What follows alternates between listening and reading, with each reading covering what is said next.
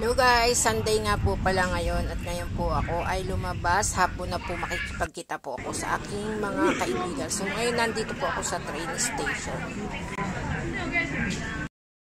Grabe ang daming tao kahit hapon na. Ayan o.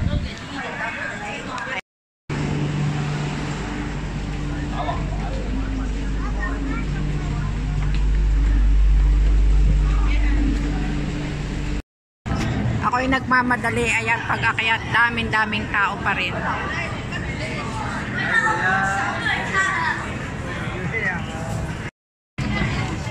Dumaan ako dito sa kabilang lane. Kasi daming tao pag-akyat.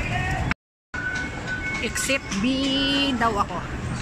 So ang napag-usapan namin ay dito sa Changshu po. Isa ito sa marami at murang bilihin dito sa Hong Kong. So ngayon nakapag-exit na ako. Hinihintay ko sila dito kasi hindi ko alam kung nasaan sila. Ang sabi sa akin yung isa kong friend, namimili na daw doon sa kabila.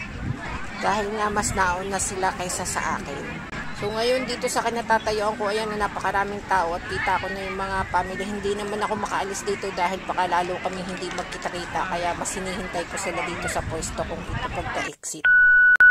Ayan, dito nga pala guys, nagkita-kita na po kami at ngayon nag-uuli-uli na po kami dito, naghahanap po ng mabibili. Dahil nga po sa darating na next Sunday sa 15 may Christmas party po kami. So, gahanap-hanap kami dito ng mura at syempre maganda. Marami naman talaga po ditong pamilya. So, ayan po sila, nasa unahan ko, sila po yung aking mga kaibigan. Ayan. Mahirap nga din po talagang maghanap ng mabibili dahil nga po syempre wala naman pong malaking budget. Sama muna kayo sa video. Hi! Nasa si Bam? Nabudol kami.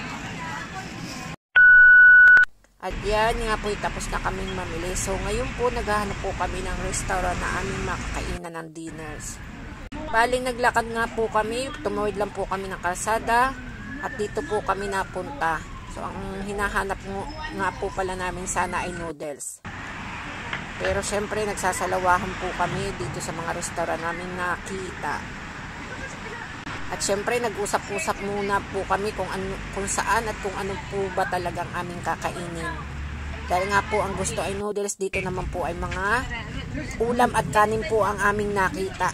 So, sa tingin naman po namin ay masarap, kaya nakapag-desisyon po kami na dito na po kami kakain. So, syempre guys, tipid meal po ang iniisip namin. So, mangyayari po ay kami ay maghahati-hati or depende po sa isang order dahil ang nakita nga po naming order ay marami po.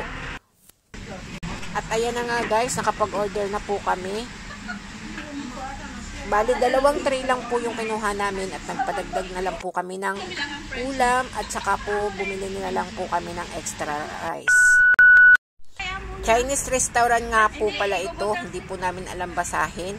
At syempre po, Chinese food din po ang tinda nila. Actually, masarap naman po at sanay naman na nga din po kami kumain. At sa loob naman po yung maluwag. So, ayan nga po at marami naman din po ditong kumakain. At ngayon po tapos na po kaming kumain at kami po ay umalis na doon sa restaurant. Napaka satisfied po talaga ang aming kinain at ang amin din pong binayaran. Kumbaga sulit na sulit po talaga. Sulit ang bayad, sulit ang kinain at talaga naman pong happy kami. Happy tummy. At ngayon nga po pala naglalakad na kami pabalik na po doon sa train station. So, kahit gabing-gabi na po, marami pa rin po talagang tao dito. Ngayon po, pupunta na po kami sa train station at sasakay na po kami ng train at uuwi na po kami sa aming kanya-kanyang amo. Wala kang pera, pwede ka mauwi. Kaya nga. Ayan, tawa nga po kami ng tawa, pintuhan sa aming mga pinamili. Alam niyo po ba yung sinasabi namin na wala naman pong pera pero po may nabili.